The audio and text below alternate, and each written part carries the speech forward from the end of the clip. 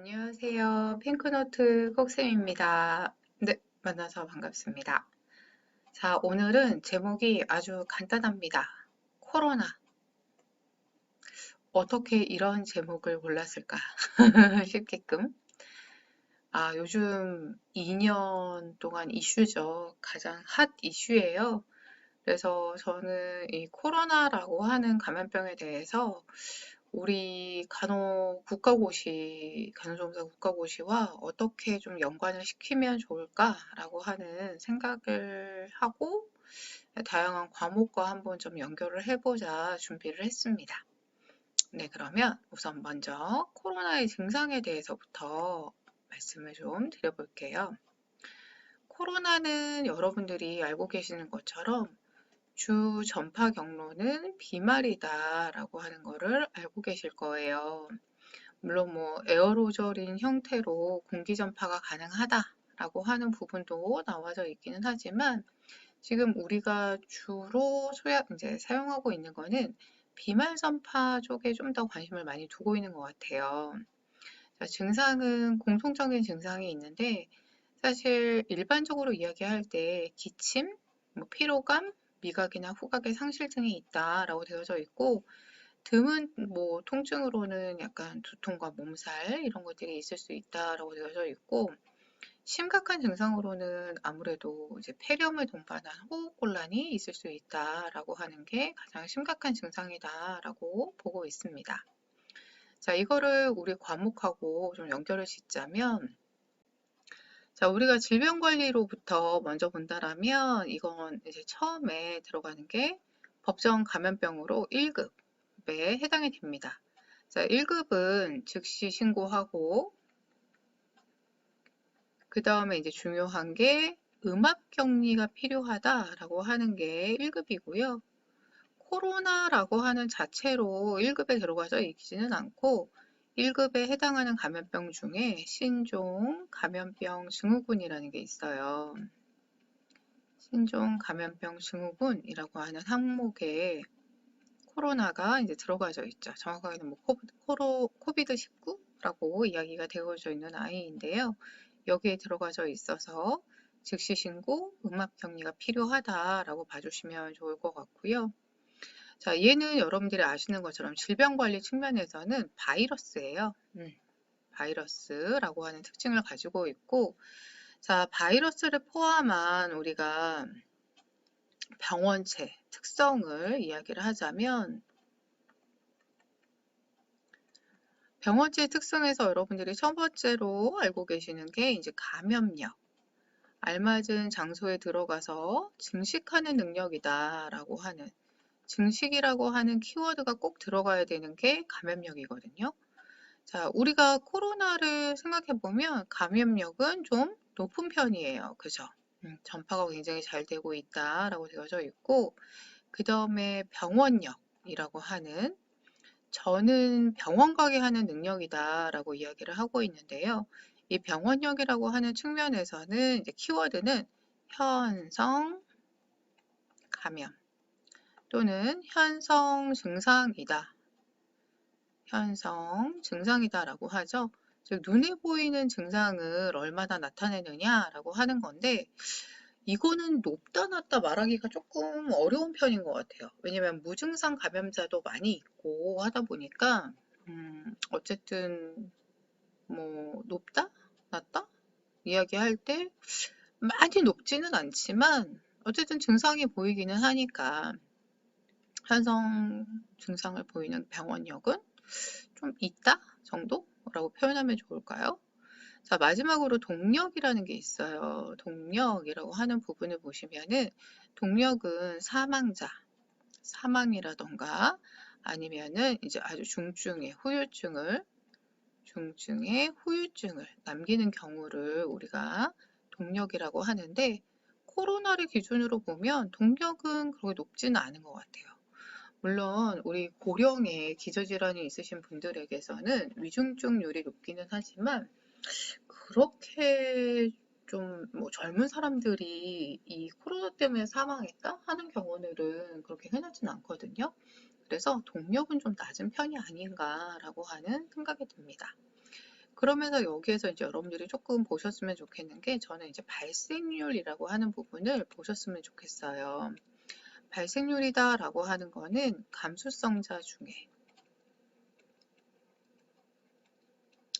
감수성자라고 하면 전체 사람 중에서 환자를 뺀 거죠. 그래서 저 감수성자 중에서 새로 생긴 환자 수를 이야기할 때 우리가 발생률이라고 하는 이야기를 하게 됩니다. 보통 이렇게 급성 감염병인 경우라면은 발생률이 좀 더 의미가 있어요. 누구보다 의미가 있냐면 유병률보다 우리가 이제 높다, 낮다라고 표현을 많이 하기는 하는데 저는 그냥 의미가 있다라고 표현을 하고 있습니다. 그래서 질병관리 측면에서는 이런 부분으로 좀 보시면 어떨까라고 하는 생각이 들고요. 그 다음에 이제 넘어가셔서 기본간호 측면에서 보시면 아무래도 주 증상이 이제 호흡곤란이라고 하는 부분이 가장 심각하다 보니 기본간호에서 할 수 있는 건 먼저 체위 할 수 있겠네요. 체위로는 우리 호흡곤란이 있으면 반자위 해주는 거 기본이잖아요. 그러니까 이거 해주시고 그 다음에 얘는 이제 폐렴으로 가는 경우가 많이 있기 때문에 산소 공급을 해줘야 되는 경우가 많이 있습니다. 자, 산소 공급은 여러분들이 먼저 비강을 이용하는 방법이 있는데요. 비강 캐뉼라라고 하는 아이가 있어요. 자, 비강 캐뉼라라고 하는 아이 모양은 이렇게 생겨서 이렇게 콧구멍에 삽입할 수 있게끔 생겨져 있는 아이인 거고요. 그 다음에 비강으로 쓰는 아이 중에 비강 카테타라고 하는 아이가 있어요. 비강 카테타라고 하는 아이가 있는데 비강 카테타는 우리가 코로부터 삽입해서 코에서 인두까지 삽입하는 아이예요. 제가 옆에다가 그림 띄워드릴게요. 코에서 인두까지 삽입을 하는 아이인데요. 결론은 얘는 인두까지 들어가다 보니까 심하면은 이제 너무 다량의 공기가 들어가게 되면 복부 팽만의 위험이 있다.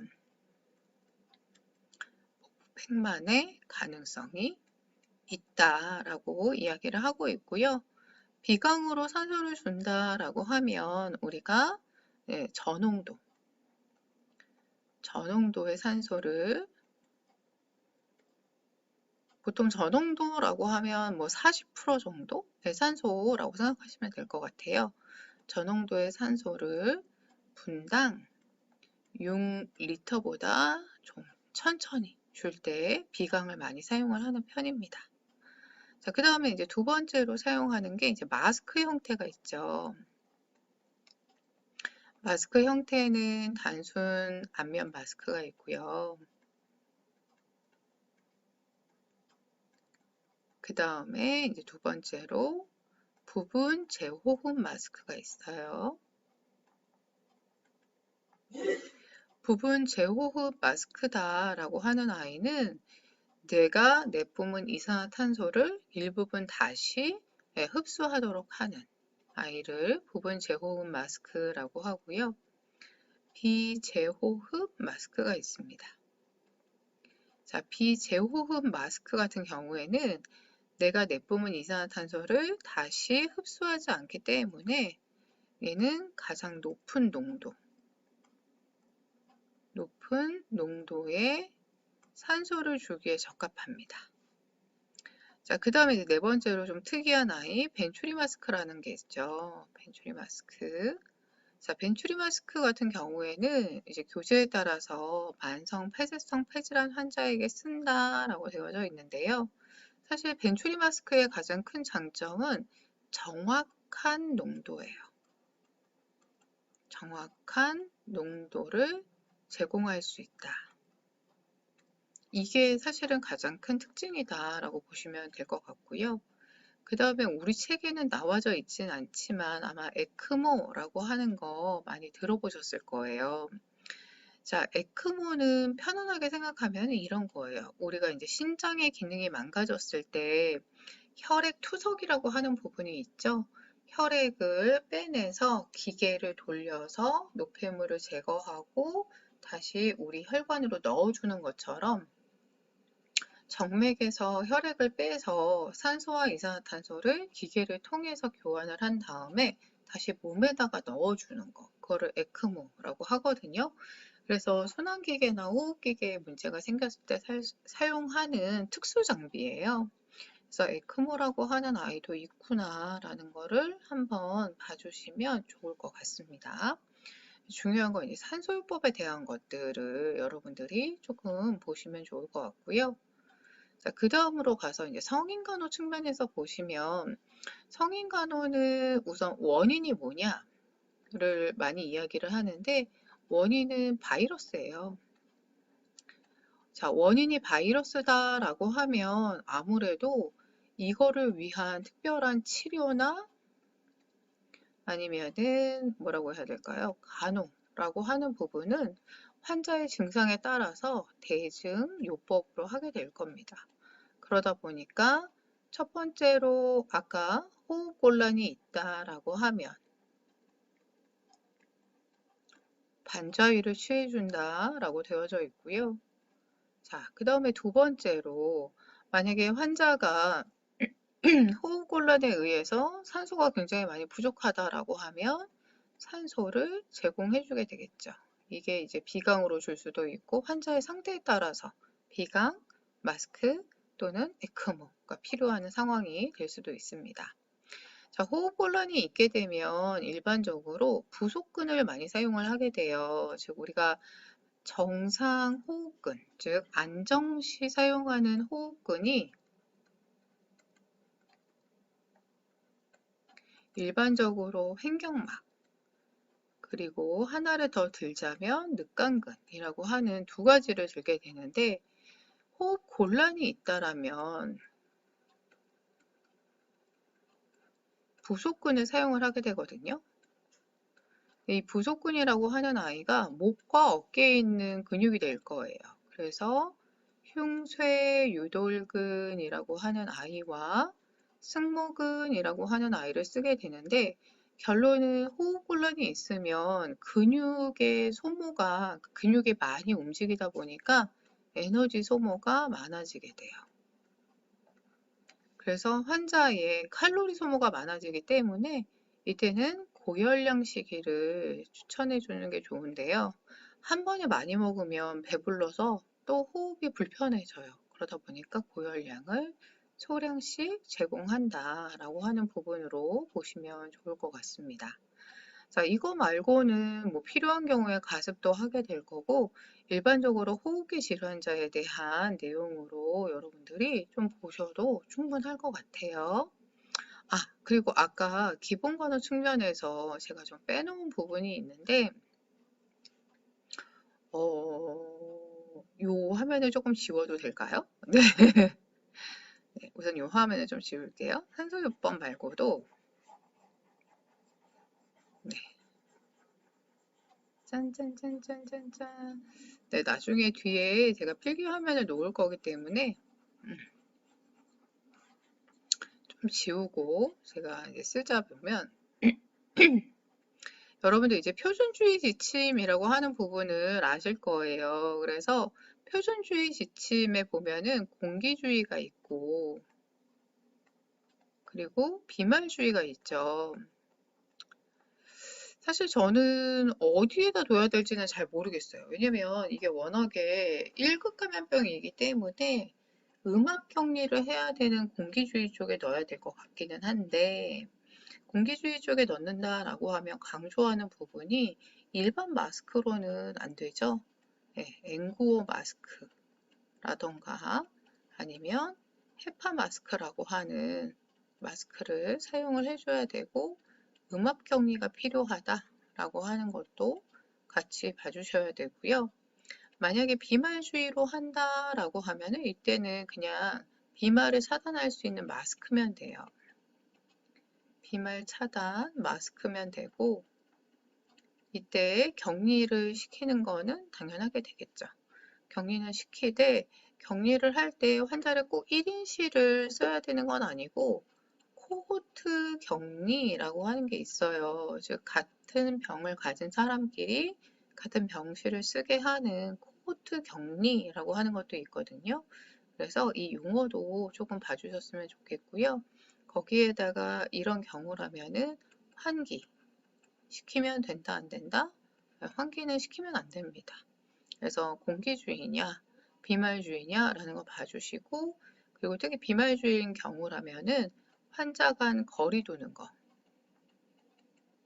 환자 간 거리를 1m 이상 유지한다 라고 하는 부분을 여러분들이 같이 봐주시면, 기본간호 측면에서 이런 것까지 봐주시면 좋을 것 같아요. 자, 그럼 이제 보건교육 측면에서 본다라면, 보건교육에서는 코로나라고 하는 아이의 특징이 감염력이 굉장히 높아요. 즉, 감염력이 높다라고 하는 건 많은 사람들에게 순식간에 퍼질 수 있다라고 볼 수 있거든요. 그러면 이때 보건교육으로는 보건교육의 방법을 고려해 볼 수 있는데, 짧은 시간에 다수에게 정보를 제공할 수 있는 방법에 캠페인이라는 게 있어요. 자, 우리가 그동안의 보건교육에서는 사실 토론에 대한 이야기가 많이 나왔었거든요. 그런데 지금 시기적인 상황으로는 캠페인이라고 하는 부분도 여러분들이 조금 보셨으면 좋겠어요. 네, 이때 보건교육을 할 때 사용할 수 있는 매체로는 뭐가 있느냐? 매체로는 대중매체가 있죠.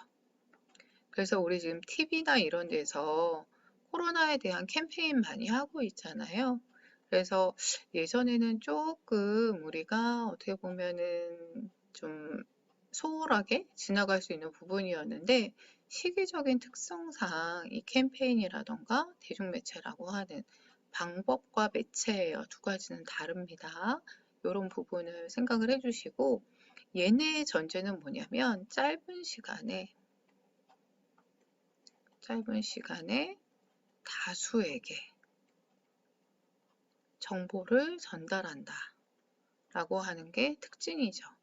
하지만 단점도 있어요. 캠페인이 끝나게 되면은 기억 속에서 잊혀질 수 있다 라고 하는 게 하나의 단점일 수가 있습니다. 자, 그 다음에 이제 보시면 응급간호 측면에서 볼게요. 사실 코로나와 관련된 응급간호가 뭐가 있느냐? 저는 요거는 이제 예방접종으로. 이제 요번 국가고시에도 나오기는 했는데, 예방접종을 하면은 우리가 생각할 수 있는 가장 이제 심각한 부작용? 아나필락시스라는 게 나올 수가 있죠. 심각한 과민성 반응인데요. 아나필락시스 증상은 대표적인 게 우선 쇼크까지 올 수 있기 때문에 저혈압이 가장 대표적인 증상이고, 우리 몸의 보호기전 때문에 아나필락시스는 결론은 우리 몸을 보호하려고 하는 항원 항체 반응인데 너무 과민하게 반응을 하는 거예요. 그러다 보니까 기관지가 좁아지면서 천명음이라고 하는 아이가 나오게 됩니다. 근데 이 저혈압이 생기는 원인이 과도한 혈관 이완이에요. 혈관이 확장되면서 저혈압이 생기기 때문에 아나필락시스가 생겼다라고 하면은 에피네프린이라고 하는 교감신경 흥분제를 사용을 해주신다라고 하는 게 이번 국가고시에 나왔어요. 여기에서 우리가 좀 더 에피네프린을 자세히 본다면 얘는 차광 용기에 보관을 해주셔야 되고요. 그 다음에 얘도 금기가 있어요. 교감신경이 흥분하면 우리가 혈관이 수축하고 그로 인해서 혈압을 높이게 되거든요. 그리고 얘 자체가 포도당을 생성을 하게 돼요. 그래서 얘 같은 경우에는 이제 녹내장, 특히 이제 혀부각 녹내장이라고 하는 녹내장이나 당뇨 환자에게는 금기다 라고 하는 문장이 여러분들의 교과서에 나와져 있습니다. 그래서 에피네프린 자체가 워낙에 중요하게 여러 번 나왔었기 때문에 에피네프린이 또 나올 가능성은 좀 드물 것 같기는 해요. 하지만 이런 것도 있다라고 하는 거를 좀 봐주셨으면 좋겠습니다. 네, 자, 제가 사실 앞부분에 그 봄 시험인가요? 아, 가을이죠. 가을 시험을 대비해서 기초 파트랑 보건 파트랑 여러분들이 자주 물어보는 문제에 대해서는 정리를 해놓은 게 있어요. 그래서 요거는 지금 이 시점에서 우리가 조금 눈여겨봤으면 좋겠다라고 하는 부분을 정리를 한 거고요. 이제 국가고시가 한 달 정도 남았으니까 예전에 했었던 기초 파트, 보건 파트, 공중 파트 여러분들 많이 물어보시던 문제였기 때문에 정리해 둔 걸 한 번쯤 이렇게 다시 한번 반복해 보시는 것도 도움이 되실 것 같습니다. 네, 남은 한 달은 충분히 아는 내용을 정확하게 아는 게 중요하기 때문에 너무 새로운 내용에 대해서 집중하시기보다는 내가 알고 있는 걸 정확하게 이제 확인을 해야 되겠다. 교과서를 중심으로 정확하게 확인하자라고 보시면 좋을 것 같고요. 한 달이라는 시간 절대 짧지 않습니다. 그러니까 언제나 여러분들 포기하지 마시고요. 화이팅 해주시면 저에게 또 이제 질문해 주시면 제가 아는 부분에서 답변도 드리고 할 테니까 언제든지 기운 내시고요. 항상 수고 많으시고 특히 일요일 날 수업 들어주셔서 너무너무 감사합니다. 좋은 한 주 되세요. 그리고 언제나 감기 조심하시고요. 네, 오늘도 수고 많으셨습니다. 감사합니다.